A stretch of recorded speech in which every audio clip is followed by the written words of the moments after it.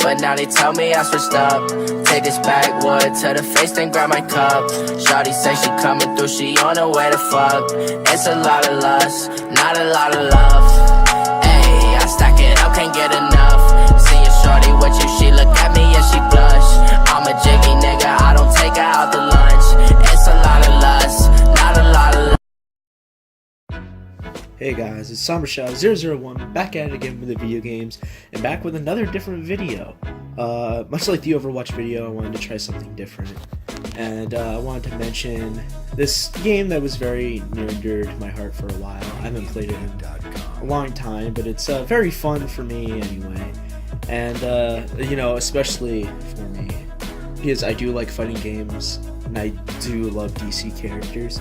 So of course we're talking about Injustice 2. It was one of my favorite games to play. I made Blue Beetle for a long time. I played my friend Max constantly in that game all the time, and he would constantly whoop my ass, but it was still fun nonetheless. Anyway, what I wanted to talk about was that there was some unreleased characters that you know, some of us knew about or some of us asked for, and the concept art has been released. So we're just going to start with the first character here, and we have Static Shock, the homie, the man Virgil Hawkins himself, one of my favorite DC characters of all time.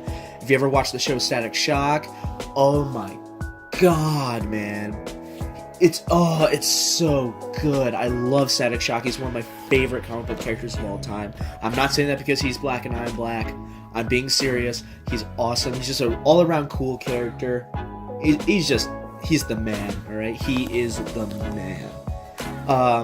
So what we have here, it looks like it was an early concept that he was going to be in the game. He was in the Injustice 2 mobile game. And his design looked real shitty in that. It looked really bad. It just wasn't good. I was kind of hoping we would get Static Shock in a console version of Injustice, or at least Injustice 2, but we never did.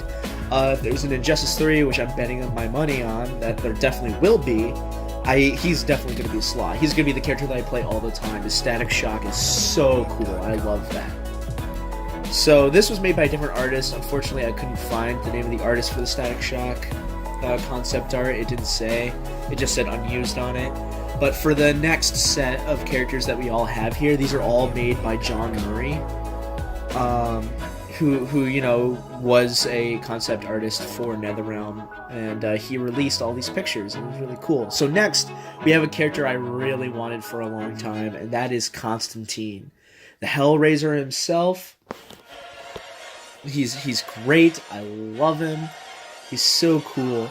You know, if you've ever read the comic Hellblazer, it's so good. It focuses on Constantine. It was an R-rated book made by Vertigo, which was like DC's Marvel Max, kind of. And if you don't know, Marvel Max was the very mature line for adults. That's where you had, like, the Punisher, who was shooting people in the face with shotguns, and they would show, like, brains coming out. And there would be so much swearing and nudity and all of that, right? So basically, DC did it first, and they had it Vertigo, and that's where you get Watchmen from and stuff like that. So Constantine originally stemmed from that, and he was such a cool character. He uses magic. He's all about the occult. I'm kind of disappointed we never got him as a character, considering that a lot of people wanted him. I believe when Ed Boon did his poll for characters that they wanted as DLC, he was second place behind Starfire, who did actually make it into the first Spider Pack, along with Sub-Zero and Red Hood. Sub-Zero was kind of a given, and Red Hood was definitely a given because people wanted Red Hood way more than Constantine. But I thought that was a really, really cool idea, and it would have been cool to see his magic set, considering that we got Zatanna in the first game. So next, we're going to the Penguin, which seems kind of, unorthodox, but hey, they found a way to make Captain Cold and Scarecrow work in a fighting game. So you know what? I'm not going to blame them. They probably would have done something really cool. As you can see in the picture, he has trick umbrellas all around him. I think it would be really, really, really cool to see what type of abilities and what his character power could be. Maybe his character power is like a style change, much like Green Arrow with his different types of arrows. I think we have enough Batman characters in this game. Like a majority of the cast, in the game, the majority of the roster are Batman characters, because you have Batman, Red Hood, Robin, Catwoman, Bane. Like, you have a lot of Batman characters. Joker, Harley Quinn. You have like a whole gaggle of, you know, Batman characters and villains, and I'm just like, let's ease up. Let's get more characters from different places. It's the same thing with Bluebird here, who's also a Batman character. I didn't think that she would actually be considered. She's a very, like, recent character. You know, at least during the development of that game. Bluebird came out, I want to say, 3 years ago? Maybe even less than that. Harper Row. She does use guns, which is, you know, a problem for Batman. At least in this version, she's a lot older. She's not like... Because in the comic, she's like 16, 17. In this, she looks like she's like 24, 25. And she also has like an AK.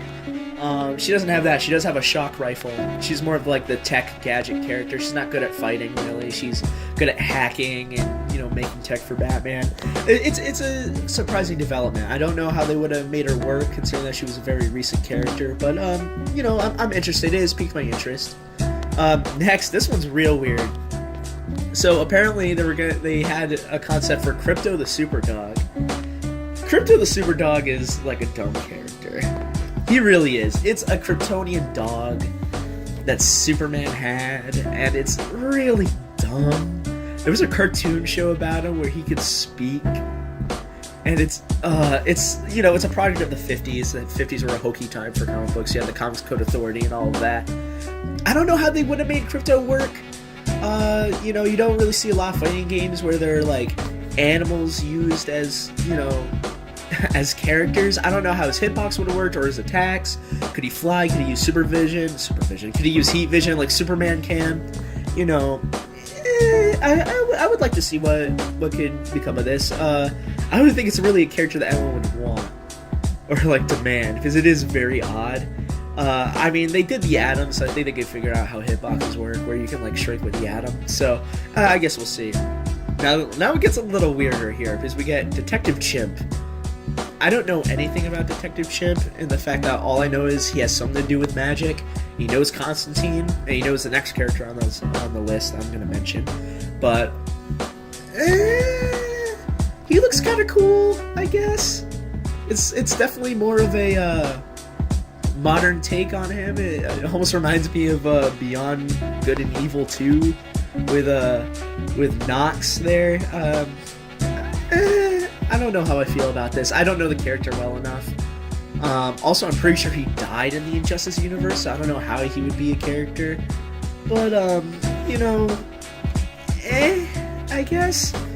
Anyway, next. This character would have been really cool. And this is Etrigan. The demon Etrigan himself. Very tied into magic. He's tied in with Constantine, Detective Chimp. He's a man named Jason Blood. Yeah, I know, great name. From, I believe, Camelot? Around this time? I don't really know Etrigan that much. Who was dying on the battlefield and then made a bond with Etrigan, the demon, in order to stay alive. He says some sort of rhyme. I'll put it up on the screen because I don't know it. This would have been cool too. I would have totally dug Etrigan. Also, but he's also dead in this universe. At least Jason Blood is, so maybe the Etrigan demon was free from the bond, is now kind of its own entity. Because, you know, Swamp Thing also died, and he was a character, but they kind of explained that in a, you know, a plausible way, because it totally makes sense with, at least with Swamp Thing. But I was like, okay, Etrigan would be cool. You know, I mean, it seems like kind of a precursor to Hellboy, who we had. I think they could have made it work. I think it would have been cool. And now we're on to the last one, which is actually the most recent, which I think would have been also really cool, is Cersei, who is a Wonder Woman villain. She's also magic-based. There's a lot of magic-based characters on this list.